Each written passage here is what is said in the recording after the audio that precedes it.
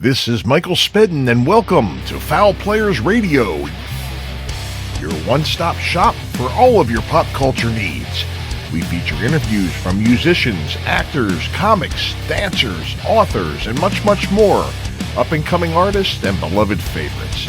We've got it all, people on stage, backstage, out front, and behind the scenes. Sit back and relax. Let's have some fun.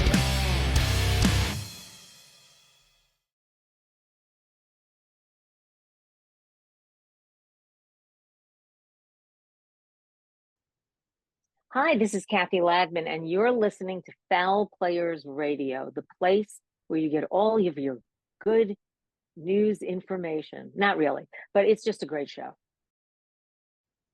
Hey, Mary Jo Peel here, and you are listening to Fowl Players Radio.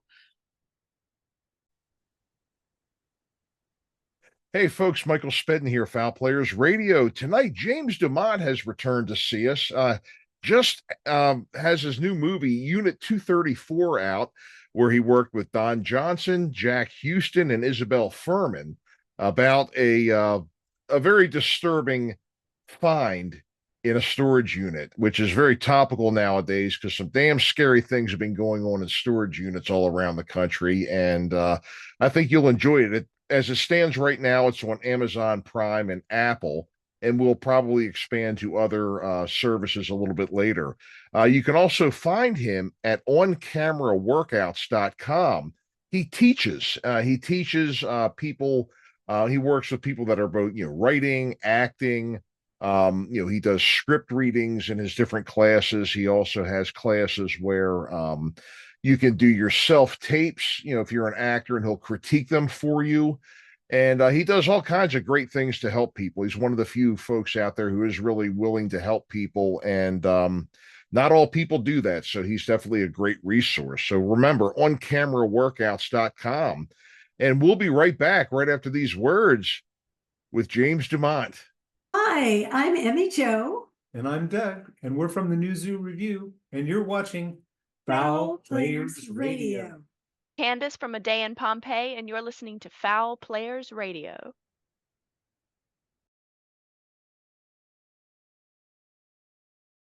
All right, here we go. And welcome back to another episode of Fowl Players Radio. And he has returned, ladies and gentlemen. That's right.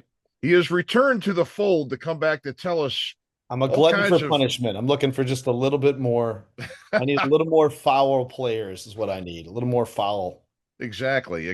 Well, things don't sound foul for you since, you're coming back, and you're always full of good news whenever you come here. The last two times you've been here, you've got lots of great projects going on, and lots of, other things that are just, really, really awesome. And we're always glad to have you. It looks like you have a brand new film coming out right now. Unit 234. Yep. Don Johnson, Jack Houston, Isabel Furman. So tell us, James, what's going on, buddy? Well, this is a cool little movie. It's the good news is it's out on the video on demand. You can get it, from all your providers. It's on Amazon, it's on Apple. And it's if you're looking for a good thriller for the night, I got the pleasure of seeing it in the movie theater in Los Angeles. We had opening weekend, and this one's got lots of twists and turns, man. It's one of those things where people make jokes about like all the best scenes are in the trailer. Well, the good news about this film is the trailer is solid, but they're even better. There's even better stuff because if you give away all the secrets in the trailer, then everybody's disappointed. Right. One of those rare things where it's like, you go to something, you're like, the trailer's good, and then you get to the movie, it's like, no, basically all the best scenes were in the trailer. Like everything else sucked. Yeah. It's the exact opposite of that, which the trailer's good, and then there's like 4 or 5 plot twists where the audience was like, oh my God. Like it's just it's seemingly one thing and then it becomes something else. So it's a great, and it's tight. I think it's 92 minutes. It's tight. Andy Tennant is our director who directed Hitch. He directed Sweet Home Alabama. Yeah. It's the first time he's directed a thriller. And it's great.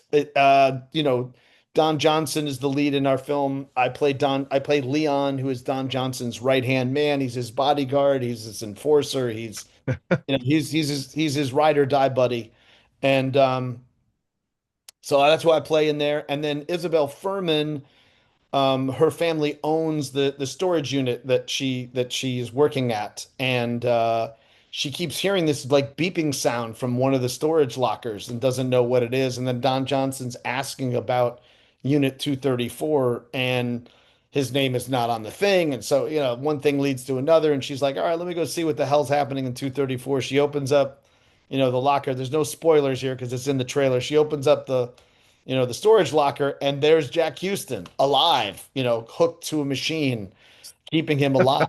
And the game is afoot. It gets to be this cat and mouse game from that point on.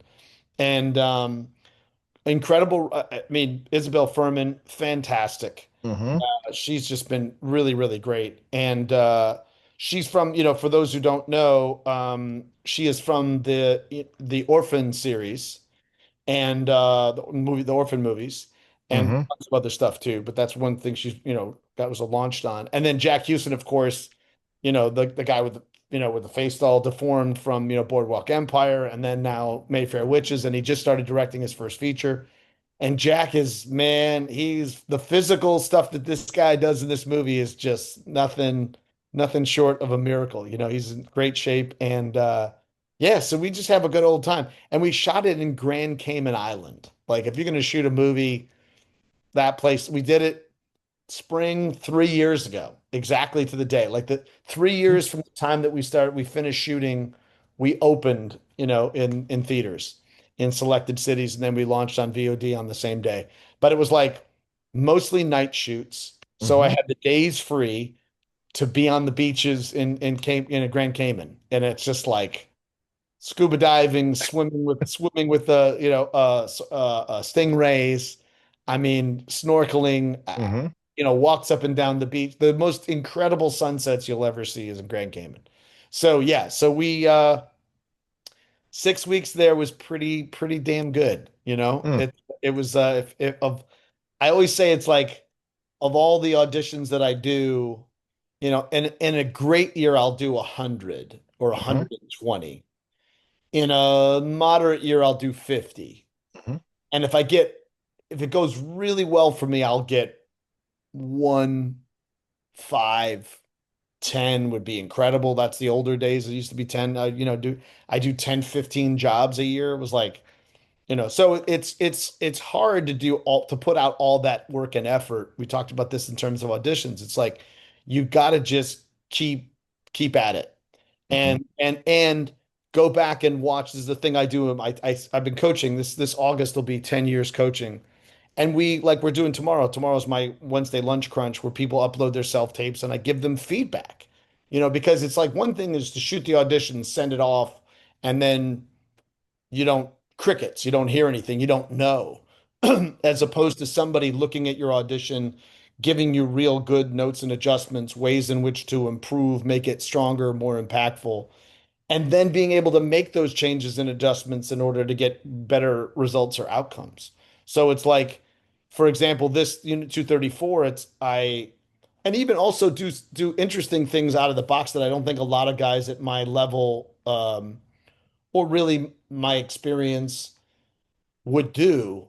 When I moved my life from Los Angeles to New Orleans and focused mostly on the East Coast, as I've done for almost, now 10 years, it's like I went up to New York and I paid to go to a casting workshop to meet a casting director that I knew their boss. Their boss had cast me in The Butler, and he'd known me since I was 20 years old. Like I've known this guy forever, but she's the young 20 something assistant that only heard my name. And so I paid $60 to go to this casting workshop and put my resume in there. And I did a scene with her I sent a scene for her, and then a person read with me, gave me notes or adjustments. I took the adjustment. And then she's like, "Wait a minute, we cast you in The Butler." I was like, "Yeah, yeah." And she goes, "But we've never met." I said, "Well, that's why I paid for this workshop, in order for us to have a relationship and Hmm.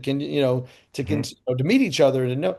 And 3 years from that time period, she kept bringing me in for auditions once a year, a couple times a year. And then this one came about, and they usually I do two takes just to kind of give them an alternate take one and take two. Yeah, yeah, I do that. They only wanted one take, and that little investment got me 6 weeks of work. I was, so I say that to everybody. I tell that story just because it's like there is, you got to stay in it. Quitting, nobody. It's like Vegas. It's like Mhm. you quit, the house wins. So Right, right. you gotta learn how to, spread out your gambling, spread out your odds, maximizing your input or maximizing your investment rather. But yeah, if you don't put anything in terms of time and training, you can't expect anything out. That's kind of how no deposit, no return. Certainly, certainly. And that's, for an actor, and I know feedback very, very valuable. It's a very, very valuable thing because Yep. I mean, you never know what mistakes you're making. I mean, there have been times, because I have representation, I send all my auditions to my manager, and sometimes she'll say something like, try this, try that. Not all the time, though. Right. And my wife is also in the business. When we do auditions, she also says to me, "No, no, don't do that. No, you missed it right here. See, look what you did. Right. And Right. we go over it. But also having somebody else too, and especially somebody who has also booked work Yep. and really knows their way around a casting Yeah. around the casting process and everything. That's very valuable. And later in the show, I know we discussed this in our last interview, but I'll make sure that we get this information from you. I Yeah, mean, it's you're called doing on-camera this. workouts, Yeah. and that we'll talk about that. Yeah, because it's one of those things where, you know, I'm at the being of in service part of my career at this point. Mhm. My son Right. was very kind to me and just like, Dad, like you did really well. Kid from Chicago, you did all right. You could stop now and be very pleased with what you did or accomplished. And I was like, yeah, dude, I'm not done. I have so much more I want to do. And he goes, yeah, but take a bow, like you should be pleased. And also in this process, I've been self-taping for 15 years. COVID's only been going on for 5 years. I've been taping for 10 years previous to that. So Yeah. you Yeah. gain a lot of experience by trial and error. You gain a lot of experience by, and I've coached personally. I've lost count. I think it's somewhere between 12 and 15,000 auditions in the last 10 years of teaching. I Oh, do sure. 5 classes and there's 8 people in a class. So there's eight in that. And I give them a note or adjustment between take one and take two. So it's like, yeah, it just adds up. And I think there's a big difference between talking working actor to working actor. And my definition of a working actor is anybody who's working towards being an actor. Hmm. Employment is not the full quantifier and definer of being a working actor. It's working, that people, but people put it that way. And I think that's, you're going to be working, you're going to be auditioning more than you're going to act. So that's Hmm. also a skill that you have to master. You're going to audition 90% of the time and work maybe 10% of the time or less. So master the thing you're going to do the most, and work with. I think I love that casting directors have been so kind and generous, and also it's been a way in which that they've been able to survive in these downtimes between strikes and things like that in order to teach. But I also think you have to be clear about what their perspective is. They're watcher decision makers. They're Hmm. curators of art. They're not creators of art. There is an art to what their curation. There's an art to their selection, Right. in terms of putting the right people together. There's no to, and I'm finally happy that the Emmys have already acknowledged that, and now the Oscars are going to acknowledge casting. So, but I do think there's a difference in terms of a point of view and a perspective. Is Mhm. I can give you a note or adjustment from actor to actor because I've done it myself Right. Right. and I've applied it to certain things, and I can teach you how to do that as opposed to I prefer or I like this or I find this to be, there are some cast directors who are very, very good teachers. There are some that just have a lot of opinions that are based on being a watcher decision maker and not necessarily in front of the camera. That's the big difference I think that I offer in terms of coaching is it's actor to actor. I'm giving you tools and techniques that I use for self tapes, but also on the 180 times I've been on set and the thousands upon tens of thousands of takes I've done over the years. So there's something to be said for on set, on camera practical experience and being able to speak to that as opposed to comment on it or have an opinion about it. I think it's Yes, good. certainly, yeah. It's no slight to I just think you want to be a working actor, train with a working actor. Sure. Absolutely. It makes a lot of sense. It sure does. It sure does. You're so the latest film, Unit 234. I definitely want to see this now. Oh yeah, I'm dude. definitely interested. It's a good thriller, man. Get yourself some dinner, grab some Chinese, order it up, and sit back and go for Mhm. the ride. I like how topical that is too, because lately, I listen to a lot of podcasts. I listen to a lot of different things, and there are a lot of scary stories about things that are found in storage units. And I love how topical that is. Oh yeah. And you know, um, horrible things go on in these storage places. I knew people in LA who lived in storage units because it was cheaper than apartments. Guns N' Roses did. Yep. you know, I wasn't sure if they allow that, but I guess they do. Some places These are must, I 24-hour guess. facilities where they kind of just you have your key and you get in and you do it what you need to do in your own time. Hmm. Very true, very true. I've heard of some that are a little more monitored Oh yeah, now for they that are. I think too. now they are because of all the things you talked about. Exactly, exactly. That smell. Allowing people to go in 24 hours, but now we have these smells, Yeah. and they're not bad milk. It's Yeah. Yep. Yep. But oh there man, was remember that was a reality show that I think it still goes around Storage Wars where yeah, like yep. they're bidding on what things are in the Hmm. in the unit, like you don't know. But yeah, this one's a live human being is in the unit. Hmm.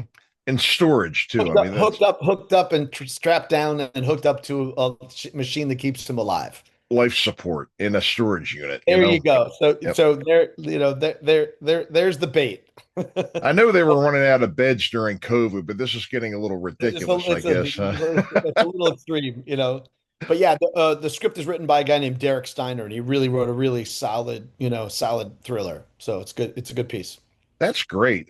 Wonderful. So, and you had mentioned it's on video on demand, or is it Yeah. on a streaming particular It's service, gonna or is be it it'll just be cable? going to streaming soon, but right because they do have a streaming deal, but right now it is on demand and you can get it Apple and Amazon and all that other stuff. But Oh, yeah, okay, it'll okay. it'll end up on a streamer eventually, but I think it's still in the on demand thing for a period of time. Oh, for cable Yeah. then, I guess, Yeah. right? Yeah. Okay, Yeah, okay, you're just ordering it pay-per-view, that kind of scenario.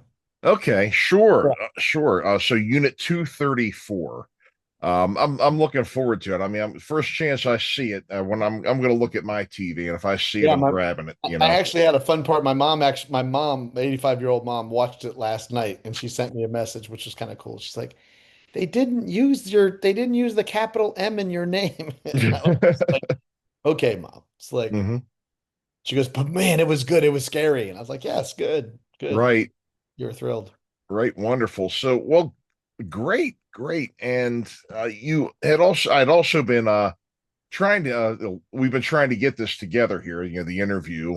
Yeah. Your publicist called me, and we had set up a couple of dates, but then you had events, hey, which is, hey, Yeah, amen man. to you, Yeah, no, amen to I you. booked this new gig. We'll next time we get to get there, we'll be able to talk about it. But I have a new gig that did here in Boston. I'm in New York. I'm in New Jersey now, actually, but Hmm. I've been in New York for the last little over a month and a half, and been doing a gig back and forth between Boston and New York. And so that's we'll get to talk about that when we're here. But then I was here for we talked about this earlier. It's the Tribeca Film Festival, and Yes, yes.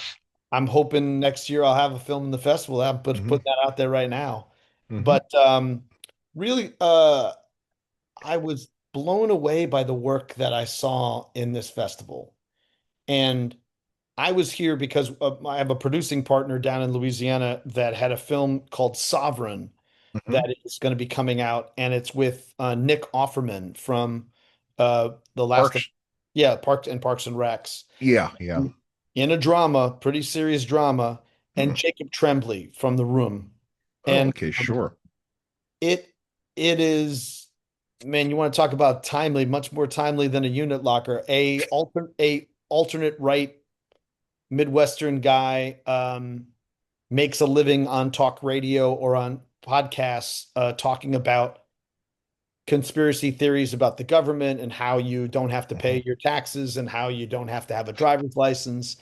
And his son is raised at home, homeschooling his son, and then it's based on a true story. Then they get access to AR 15s. They get their alternate right points of view become violent Mm, and rising up against the government, and also going to little communities and trying to teach people how to avoid having to do this and avoid paying taxes and avoid paying your mortgage and avoid them. Like it's just, like it's so and it's a unapologetically very intense drama.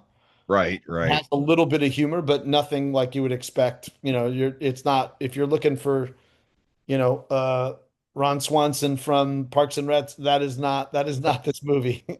But if you're looking for some intensity in terms of a really departure from The Last of Us that Nick was able to get an Emmy win off of his work in The Last of Us. It's a little bit of that, that guy was a prepper, and this is like if a prepper really kind of had a son and he was out in the world and he was trying to find his way, that's what this film is. And it's very, very, very well done. It's great. The director named Chris Swigwa, and he super film called Sovereign coming out. And then the next film, and Nick and I have been old friends. I knew each other in Chicago.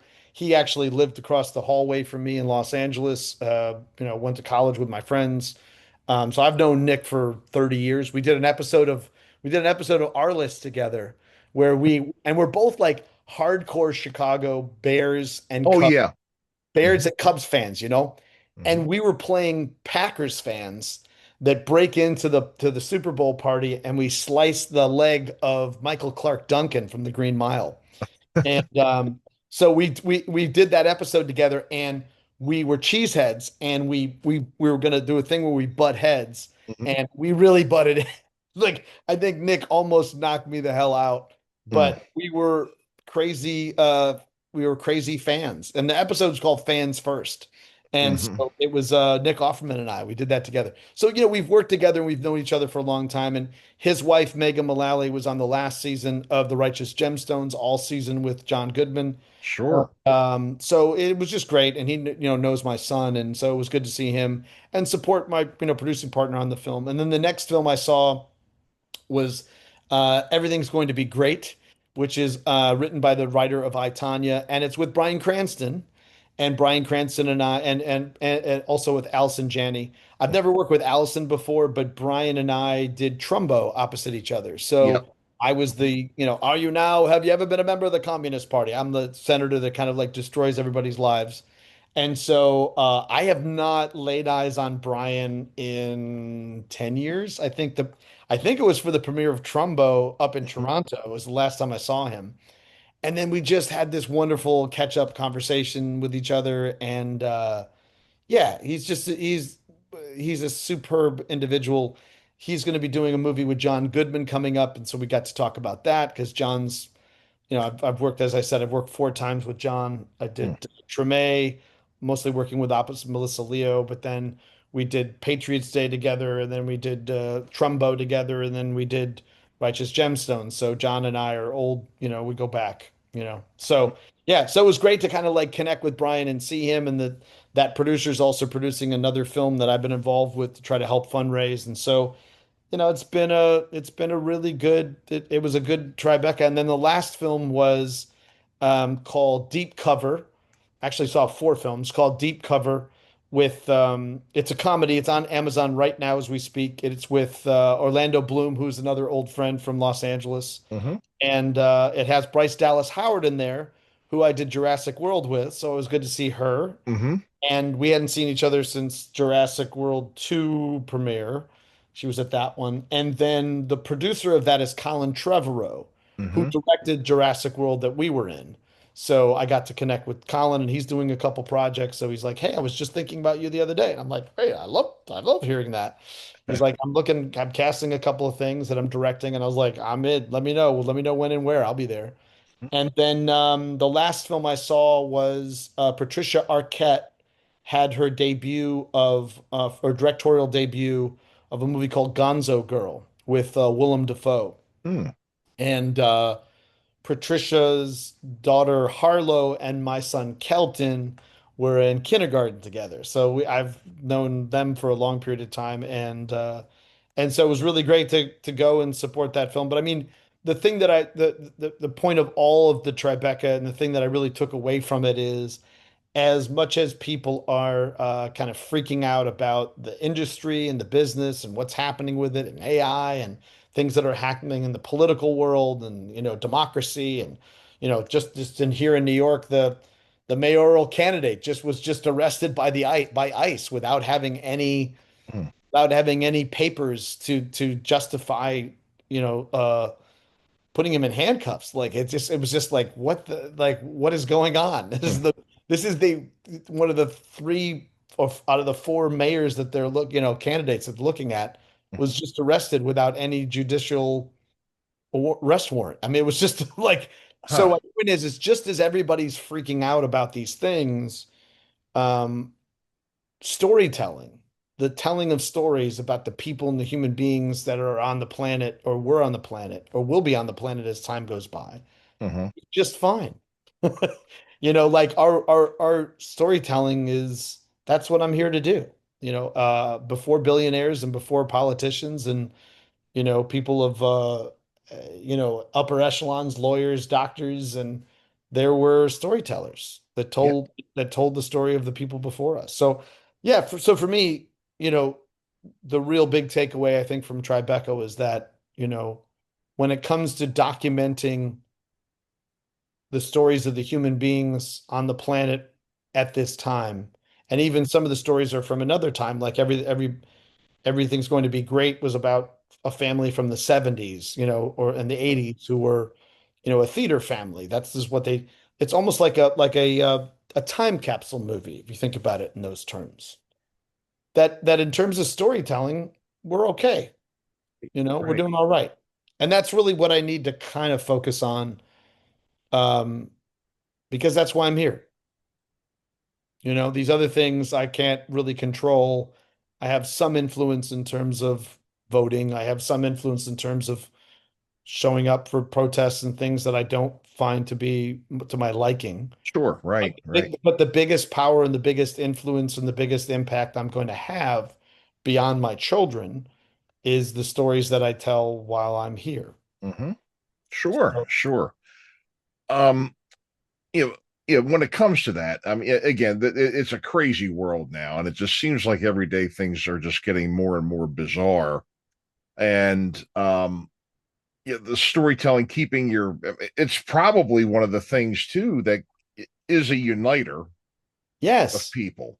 yes, Um, and in the Baltimore area where I'm from, they have there's a group of it's two ladies, and they've been doing this for years. I think it's called God, it's just escaping me right now. that's fine. But they get a theater, or it's an arts center, like an old that it's now an arts center, but it was an old movie theater years ago where they have a stage and they have different shows and things there, plays as well as everything. And they get together and they have people from all walks of life, every section of the spectrum, politically, gender, age, race, and people come in and they tell stories and they have different themes and they bring people in. And I got to tell you, no matter who you are, when you're doing these stories, you're telling the story, what you're going through.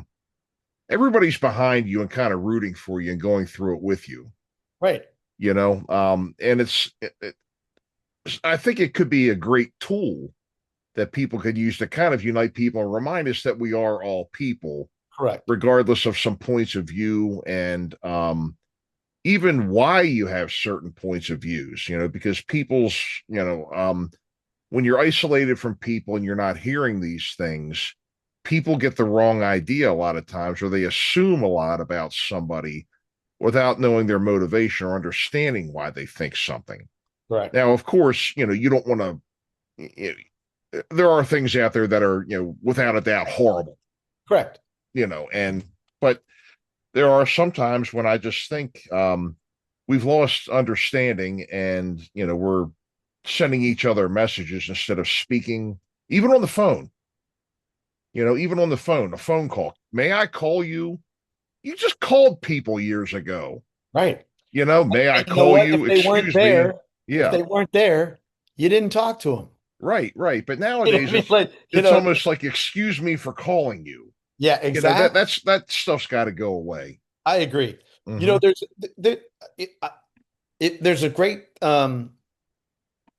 Bono has a documentary that he did that's on Apple right now Mhm. that that is really quite wonderful. I think it's called Songs of Surrender. And it's a live theater show that he shot and did live, and then it's filmed, and then he does live performance of music. He basically it was his biography, but he wanted to do it something different. Instead of doing a book tour and going around and talking and reading parts of the book, he's like, let me just do this thing. Let me just do this live theater event and go through the book, and film it. Mhm. And it's amazing and super powerful. And one of the things that it's exactly what you say is there's things that divide us and there's things Mhm. that connect us. And 100% music and art and storytelling connect us. They do. They do. And those who are falsely leading or trying to gain power is to divide and conquer.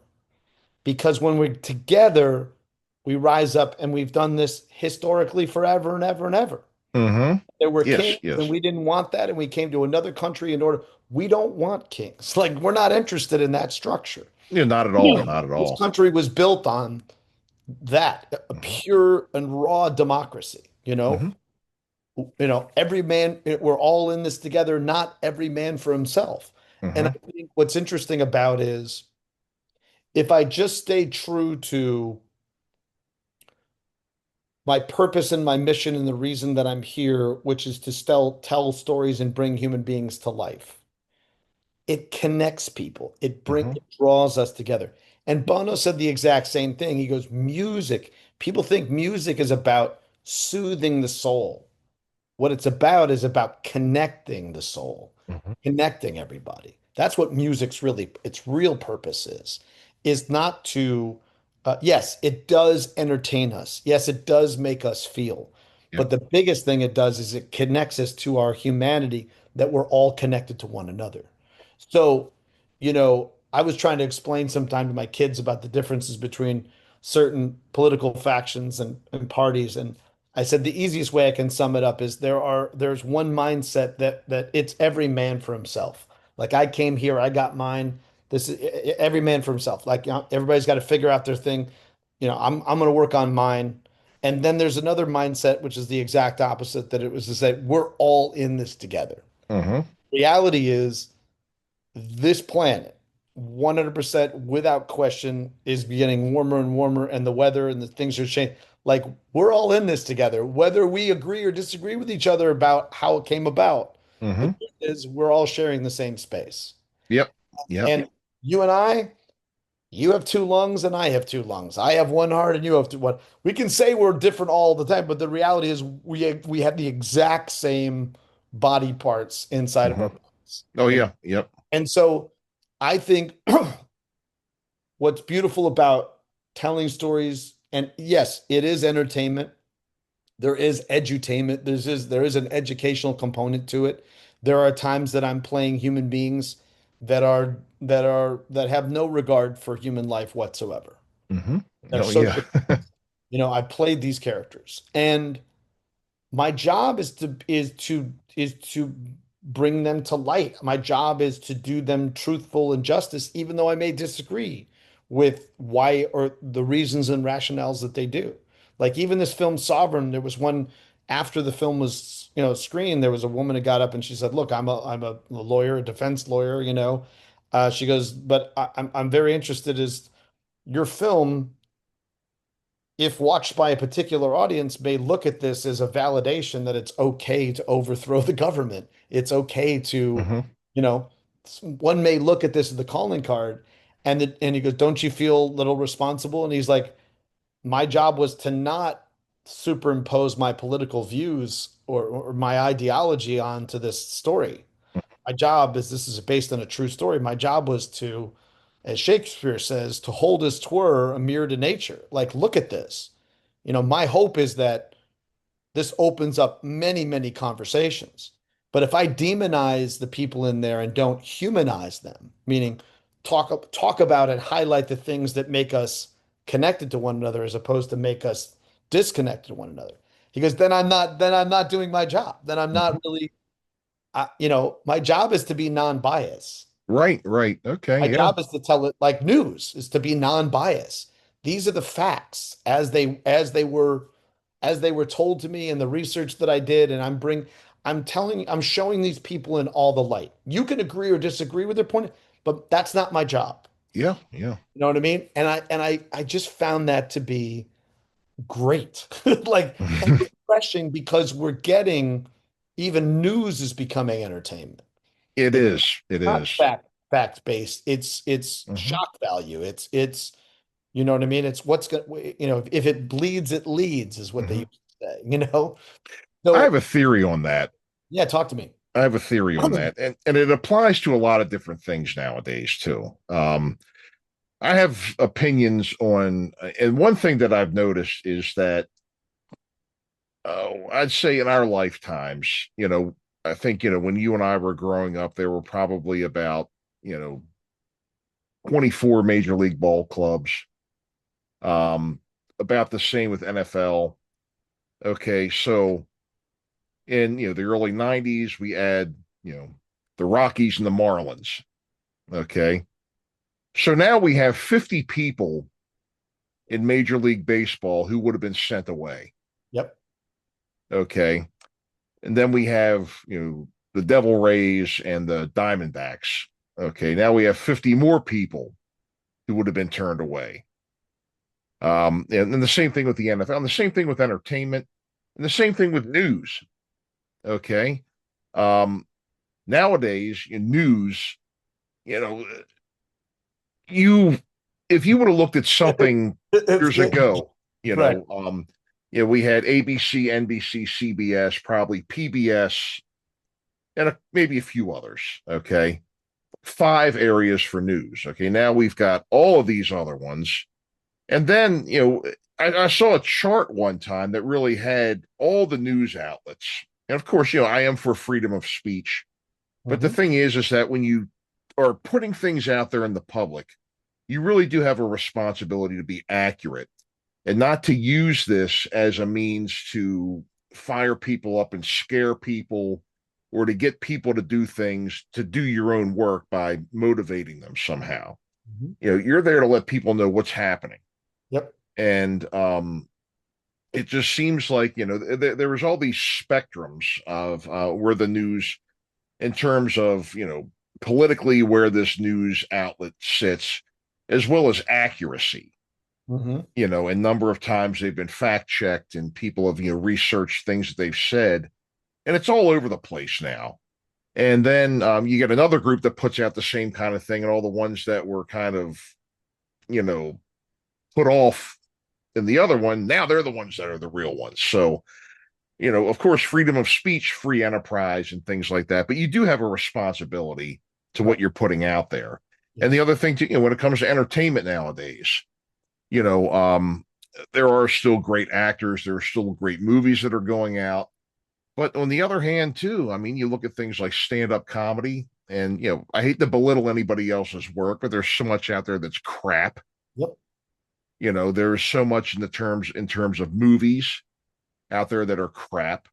Mhm. And it's just you know what I mean. It's just getting sometimes things get too big, and sometimes I guess we maybe entertainment and news and everything needs a recession or something to kind of clear it out. Yeah. Am I I weird? don't disagree with that. I mean, look, historically, artistically, we sometimes need reset buttons. Yep. Like I know the people were looking, COVID was a wake-up call for a lot of people. It sure was. Yeah. 'Cause it was like you're not living forever. I don't give a fuck what you think. I know hmm you want to live to be 100, but the point is, what kind of life are you living if you want to live that long?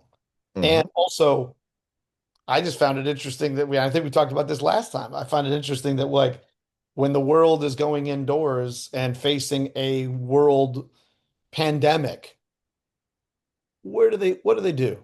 Where do they turn? They turn to the storytelling. They listen to music. They watch, hmm they want to be entertained. They want to be taken away. They want to be, right? They want to be moved, hmm right? So very interesting that like in the most crucial moment, it's like that's what everybody was, they were ravenous for content. They burned through billions of hours of content in a 3 to 6 month period of time. More And so, and here's the other thing, and the planet itself got a little bit of, gave us a little bit of extended time. hmm Planes are grounded, trucks weren't moving, trains, automobiles, the planet got a chance to just cool down a little bit, hmm just a little bit. It would have been great if it was a little bit longer because I think, but we've done so much damage already. So there are these cyclical things that we do, and I'm not 100% convinced, and I have kids, young adults, that, you know, I think the planet's going to be fine, but human beings on the planet, I'm not so sure. Yeah, I I'm know. not sure, you hmm know. So if that is the trajectory, you know, what are the things that we can do while we're here to make this experience for ourselves and others as wonderful, enjoyable as humanly possible? Right. You're right. And I You're do right. think you're right. I think we have a really ultimate responsibility for, I think there's the truth that we have and the truth that we think, uh, Yeah, yeah. or others' truth, or we allow other people's truth or mistruths to guide us in a different direction, hmm Sure, sure. make us question our fellow neighbor, hmm but I just feel like I think at the end of the day, though, I mean, my my job is to do it, to be a uniter, and to be of service right now. Like that's it. hmm This is and what are the ways in which that I can go about doing that is I think teaching is a really incredible way to live forever. I'd like to think I could live forever, but I do feel like I'll live forever in the hearts of my students. The Yeah. thing Oh, the, sure. the things Yeah. that I teach them, the example that I try to set. Many, many people are like, man, I hear the word you inspire me. I can't tell you how many times. You inspire me. And that's a responsibility. And in that responsibility too is, as we talked about before, in terms of, keep going in for auditions and, and not getting the result or the outcome that you want. But the fact is these people keep calling you in. It's like you are making some inroads or impacts. Otherwise, they wouldn't call you back in. So it's, I literally I've been doing a lot of coaching while I've been here in New York this time period that I've been teaching. And you know, it's been I've been helping people with these career blueprints. This is a thing that my former manager, many years, started this thing of getting actors to think about the kind of people they want to collaborate, the kind of roles they want to play, and the kind of people they want to, what kind of legacy that they want. The bigger thing is what kind of legacy do you want to leave behind? Right, right. I'm a big Quincy Jones fan. He's another Chicago guy, and hmm you know he's like, I want people to know that I came through this world, and I'm like, man, I can say I'm not the only one. I can pretty much say we knew Quincy Jones came through this world. Yeah, amen to His, that. his Yeah. impact and his thing, we knew you came through here, you know. Will all of us have that kind of reach, impact, legacy? I don't know. But we can strive towards it. So I just feel like it's about what we do while we're here, you know? Sure, sure. And, time is the most precious commodity. So, the fun part now is, I'm asking myself at like the third, I'm about to turn 60. It's like hard for me to say that. Everybody thinks I'm like much younger because of just my energy and my pace and my drive is like not of my fellow 60-year-olds. So, but I would look at my life in the first 20 years, 20 to 40, 40 to 60. And then now what's 60 to 80? Brian Cranston was just talking about this too, because he's 70. So now he's like, I'm in the fourth quarter here, you know, Yeah. and then there's overtime. And then Mhm. he goes, and then when I'm getting 80, it's like, then there's sudden death, you know, and, he's talking about four quarters and I'm talking about three acts. And I think I got to start working on the four quarter. So, like it's that first quarter, like what did I do and accomplish in the first 20 years? 20 to 40, I had started having a family and creating a life. 40 to 60, like I had a lot of great success and my career was kind of thriving, and then really what's this next 20 years going to look like, health wise, life wise. Mhm. And I just feel like no matter what anybody does in terms of their trajectory or what career or goals or things like that, uh, I think it's good to kind of look at ask these questions, Mhm. My mom's 85 and I turned to my mom and I'm like, okay, I'm gonna throw a hypothetical out. How long do you want to live? She's like, I want to live to be over 100. I was like, okay, that's 15 years. So now we have to have a lot of conversations about like you just got your knee done, you get your eyes done, you need one more knee done so that so that your knees can handle the walking and seeing all and your eyes can see all the beautiful things you want to see. But I'm like, what do you want this last half of your life to be like? Right now you're retired and your full-time job is going to the doctor. There's this itching, this thing, and this thing. Like your whole job, your full-time job is to stay alive. Physical therapy, going to like that's your whole gig, right? Mhm. So, the real question is, you know, what kind of food do we need to put in that's not just satiating and makes you feel good? What kind of food can we eat that gives you the kind of like gas in your gas tank, like that really gets you, you know what I mean? That makes you healthy, right? So the car runs great. I love a good sweet as much as everybody else, and I like me a nice medium rare steak, sure. And I'd like to have a glass of wine with it, all great. If those are the things, my mom's really funny because there's like a woman who was saying about uh there's an old Southern woman. She's like, I'm 93 years old. She goes, man, and I love Dr. Pepper. And she goes, man, since I was 60, these doctors like, man, you can't be drinking that Dr. Pepper. It's terrible for you, blah, blah, blah. That doctor, he's dead. And then I had another doctor. He's like, man, ma'am, you got to, that Dr. Pepper, I know it's sweet and you love it. She's like, but he's dead. You know what I mean? She's like, so you know what? I'm gonna keep drinking this Dr. Pepper because I love the taste of it. It tastes really good.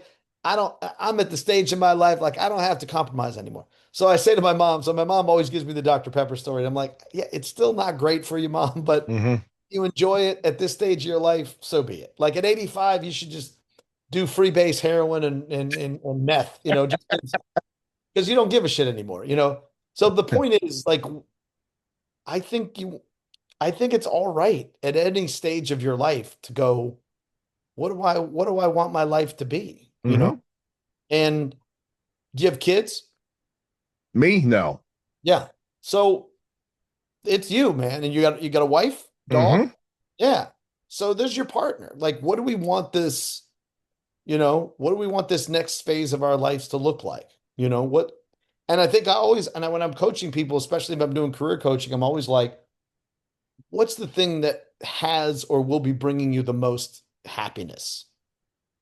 Then let's do all of that as much as possible. Do you know? Yeah, yeah. That's kind of what that's kind of where I'm at right now. I'm just kind of like, there's various different projects that I'm doing that I want to start producing more. I have this one man show that I started when I started having kids, and then I kind of let it go. And maybe I'm too old to do it, or maybe my son could play me and I play my father. I don't know. Like, I'm playing around with a lot of, I just feel like it would be a shame if I didn't tell that story. Right, right, And right. so that's my job. So why am I not telling that story? Because I'm chasing work, I'm chasing the Yeah. business, or I'm teaching, I'm doing things to make a living, you know? But so that's where that's pretty much where I'm at this point, is to kind of asking myself, what's the thing that brings me the most happiness and joy? And what's the story that I have to tell before it's all said and done? Right. Is that the It's one now the man time to show? do it, you know? Oh, I'm sorry, I stepped on you Oh, there. all good. So this one man show, would you consider that to be your magnum opus? Probably, Yeah. Yep. probably. Yep. I have a couple of things too that are still up my sleeve, Uh, that I'm happy with a lot of the things I'm doing now, I mean, I'm having a blast with the radio gig, the yeah, murder mysteries and everything. I mean, I'd like to be seen on TV a little bit more, but it doesn't take away from the enjoyment of these things too, right, right. but the one thing I wanted to mention to you too is that the fact that you've accomplished what you've accomplished, and it's not everybody that is willing to help others, give people tips. A lot of people get paranoid. They're like, well, if I tell him what I'm doing, he's going to do it and he's going to get what I have. But the thing is that there are a lot of things out there you can get involved in. Correct. You know, and the thing is that helping other people.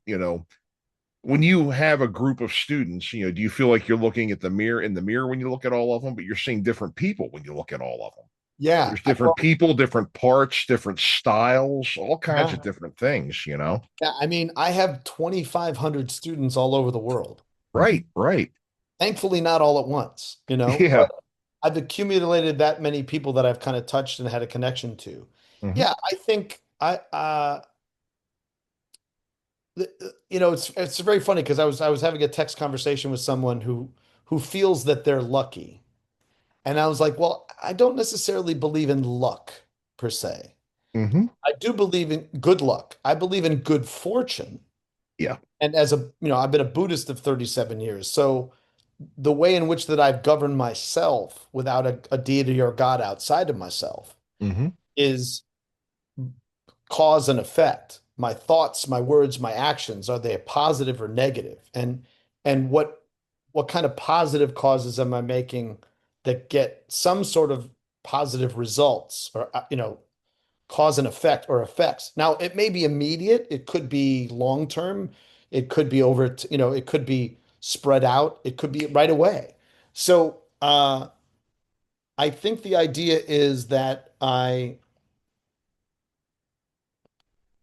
think I've accumulated a great deal of good fortune, and most of it's because my dedication is towards serving others.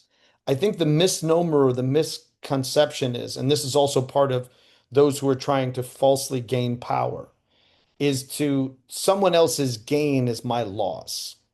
That's a small, narrow, insecure kind of mindset, It is. It really is. Someone else's happiness or success is at my expense. Hmm. Not true.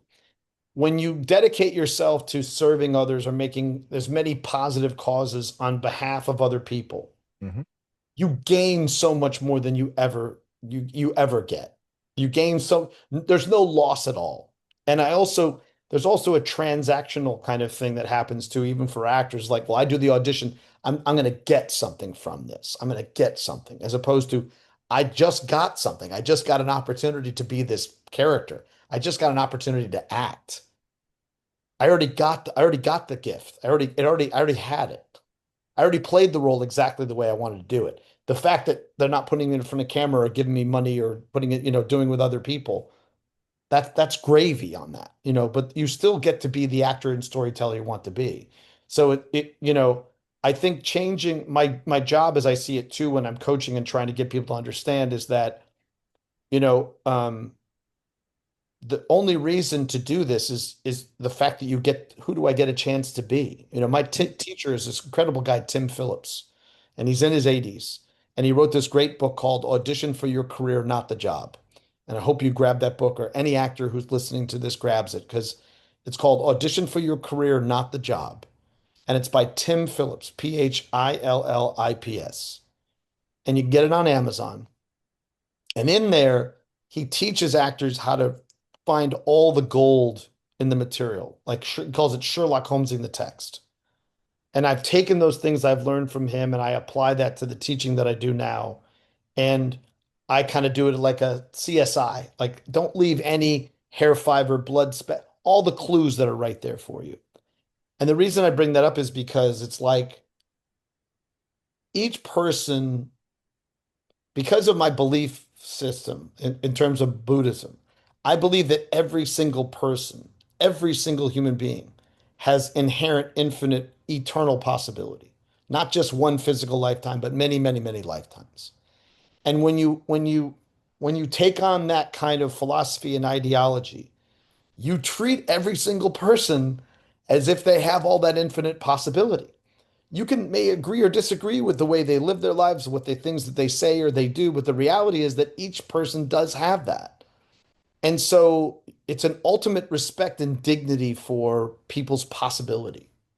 And as somebody who's a coach and a teacher, I've found I gain tremendous amount of good fortune and luck, if you want to call it that, by preparing, because I believe luck is preparation and opportunity.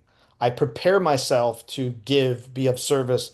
I prepare other people for the possibility of bringing out their inherent potential. And it's like that preparation, and then there's an opportunity that comes up that they can capitalize on it. They go, wow, you're so lucky. It's like, no, that wasn't luck. That was a calculated uh, philosophy and ideology of like, I'm going to help other people in ways that even and I don't really want anything from. Now they compensate me for the time. I have to pay me for my time and experience. You're paying me for my time to stop everything and just be with you. And you're paying for my experience, which is vast, 180 times on set, tens of thousands of takes, thousands of self-tape auditions. You're paying for my experience. But other than that, I'm going to give you everything I have while you're teaching, while I'm with you. And just the mere act of that has made me a much stronger actor. And as you said, when I'm watching people's work, I'm getting quicker to identify ways in which to help them to bring out that potential. Some people are brand new to this. I have a lot of students that have never done this ever before in their lives. I have people that have been doing it for long periods of time and expect people to just hand them work without doing anything, without changing or growing or adapting to all the new technologies and things. So it's a great kind of challenge, but it's a perfect kind of mission for me. It's an offshoot of what I wouldn't want to just teach just fully and not be able to act and not be Well, able right, to right. implement it. You know, I know that for a fact that I still find so much greater joy and much because I don't charge actors anywhere near what I should for my level of experience because I too was a struggling actor and had to do multiple jobs to do DJing and catering and all. I had to do all these things in order to afford classes. I don't want to make them so costly that only the wealthiest or people who have wealthy families can do this. You know what I mean? Like Mhm. can be. So I make all my classes half. They're just less than most market value. But it's because I want to have, I'd rather have more people that can learn than make it an elitist kind of thing that only the wealthiest can afford it, you know, Oh yeah, yeah. And that's great. you That's know, wonderful because that's the thing that I ask all the time. It's, I mean, I have a job, but a lot of people don't. They're able, right. and I'm like, how in the hell are these people doing this full time? Acting full time, going on auditions, not really working, bringing in a wage, and then being able to take all these classes and having all these cameras A and lot of their investment. iPhones and everything to, Right. you know, and even mom and dad aren't going to go that far Right. sometimes, They, so they, it is, they have they even I can even tell you as a grown ass man, there are still family members that going, "Wow, you're still doing that? Look at that. I hope you get your break." I'm like, I don't think you understand. hmm I could have gone the route and made millions of dollars and joined my sister's businesses and done and been retired by now. hmm That's not Oh why yeah. that's not why I'm here. It's not what that's like. You can't be doing it for the remuneration. It doesn't it's not that's not what it's for. That's not why you're doing it. Right, right. An artist doesn't create the painting in order for it to go with your couch. You know, the artist creates because they have to. Right, right. Either They either do. you're called to it or it calls to you. But it's like that's why the artist creates, you know? No, you're right.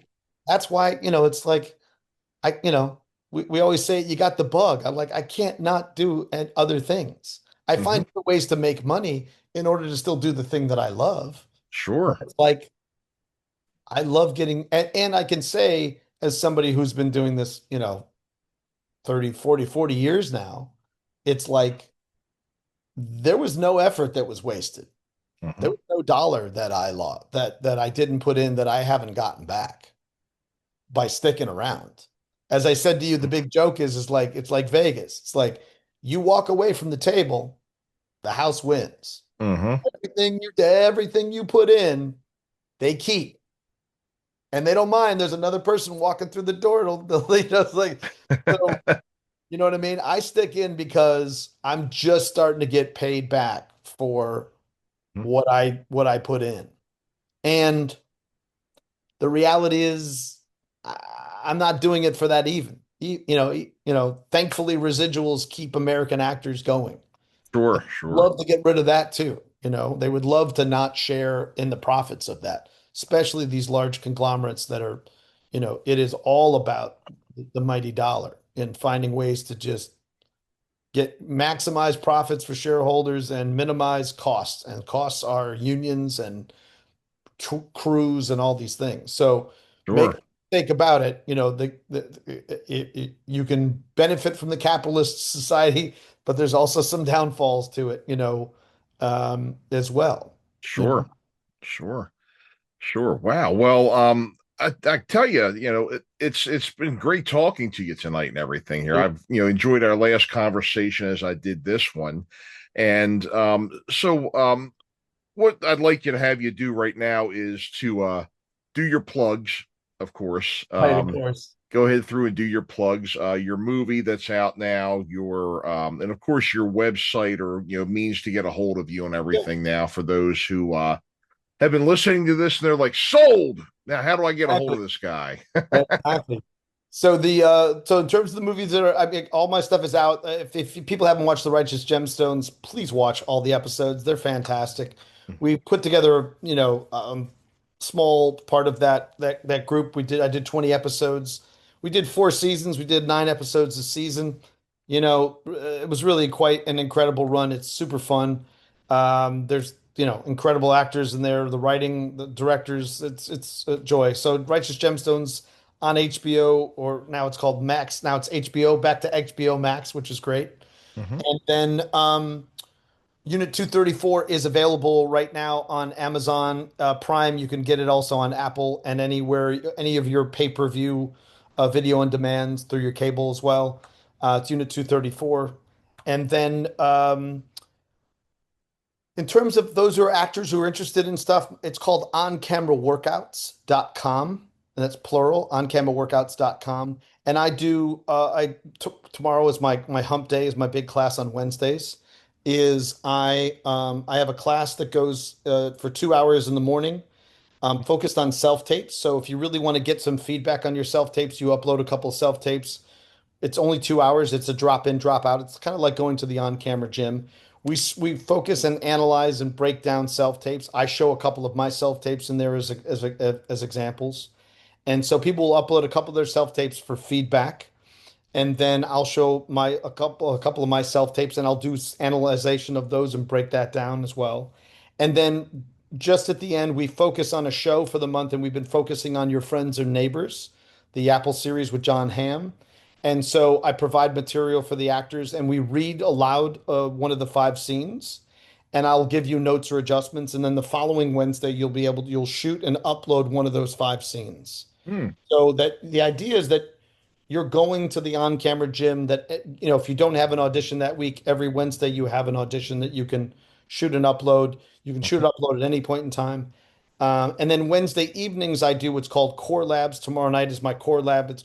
I do them in four-week sections, but mostly I've been doing 3 weeks lately. And so this next week will be focused on you pick one of the five scenes from Your Friends and Neighbors, which is our show for the month, and you're going to shoot it and upload it as a self tape, focusing on eye lines, primary, secondary, within the frame, not sending eyes outside of the frame, but close to the lens, but not in the lens, just a little bit off. Primary is the person you need the most from the scene. Secondary could be another person, but it could also be any of the nouns that you speak of: person, place, thing, or event. Because film and television is a visual medium, I get people to kind of learn how to create and visualize pictures rather than memorize lines. You're visualizing stories that you're going to tell visually within the frame. And then the last Wednesday of the month, I ask you to shoot two auditions, two self tapes. Give me a take one and take two with a different points of view, make them different, and focusing in on the nouns. Oftentimes, one of the things that I find now, this after 10 years of figuring it out, that on the page are visual nouns: persons, places, things, and events. Anybody can talk about those events, but can you see it before you say it? The line I usually say is, why you, I could say, why are you so angry? I could just say those words. Or, why are you so angry?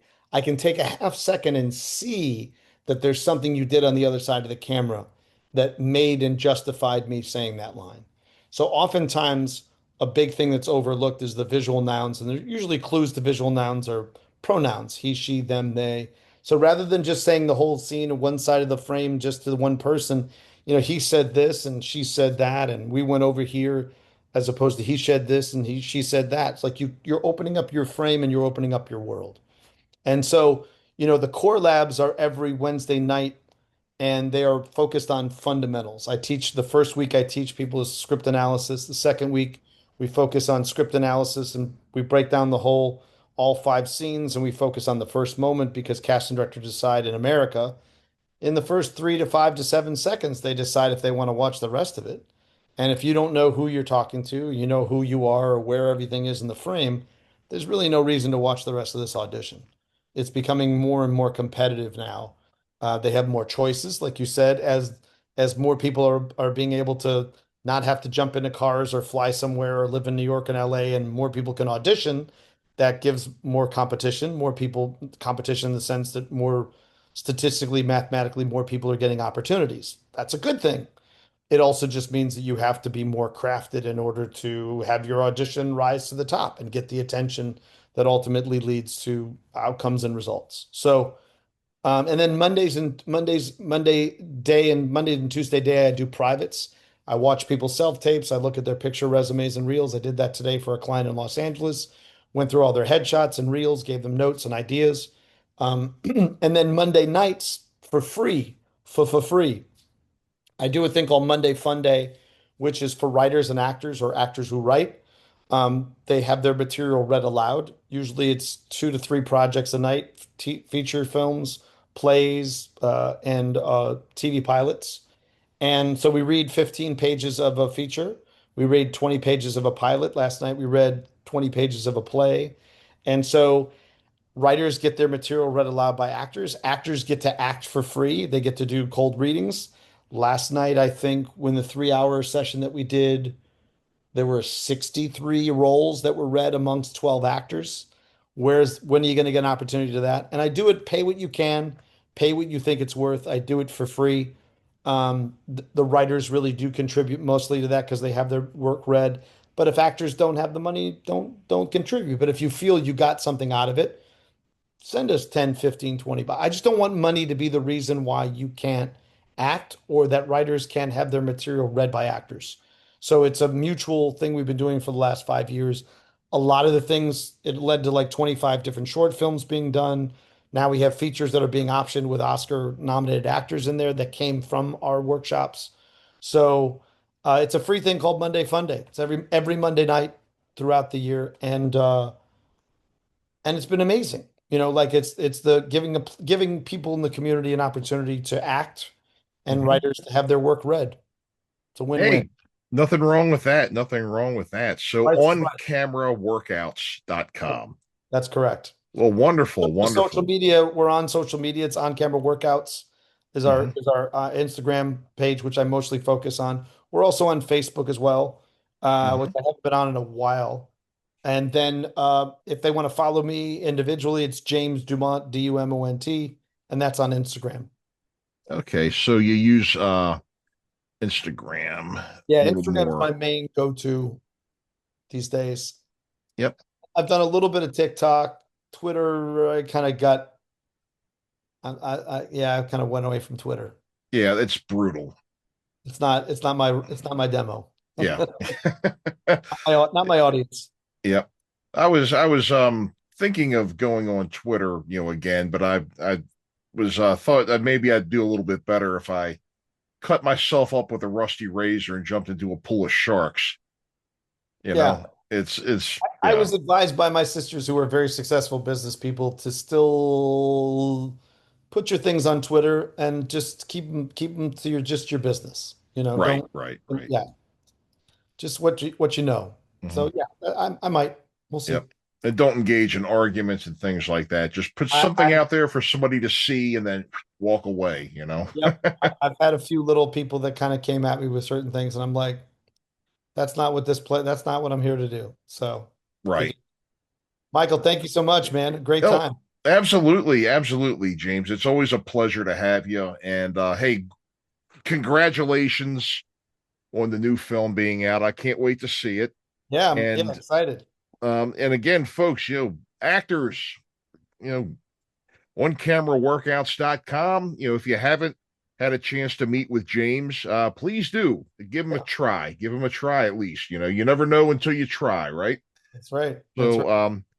thanks again. And you also had mentioned oh, it was your has wrapped up the gemstones has wrapped up, but it's Correct. still available to watch. Yeah, you can still watch it. It's on HBO. It's on Max or whatever HBO, whatever you have in your local area. Wonderful, wonderful. Well, thanks again. You heard James DuMont today here, folks, and we'll see you all next time. You're listening to Foul Players Radio with Michael Spedden. Well, folks, thanks for listening to our encore presentation, our encore episode with James DuMont. I really enjoy speaking with him, and I hope you enjoyed listening to him. A lot of great advice there for actors and working actors, of course. Remember oncameraworkouts.com, and he can also be reached at oncameraworkouts@gmail.com. And he had mentioned all the different kinds of classes that he has for all kinds of people in the business, and well worth checking out for sure. Well worth checking out for sure. We appreciate you tuning in to Foul Players Radio again. Remember that support your artists. Not only do buying CDs, buying T-shirts, buying books, ordering movies online, all of these things help. Movie theater tickets, all these things really help our artists. They also make great gifts and they make for great experiences as well. Remember, foulplayersradio.com, youtube.com/@foulplayersradio. Remember to hit that like and subscribe button, and we'll see you next time, everybody. Thanks again for tuning in. Michael Spedden here, signing off.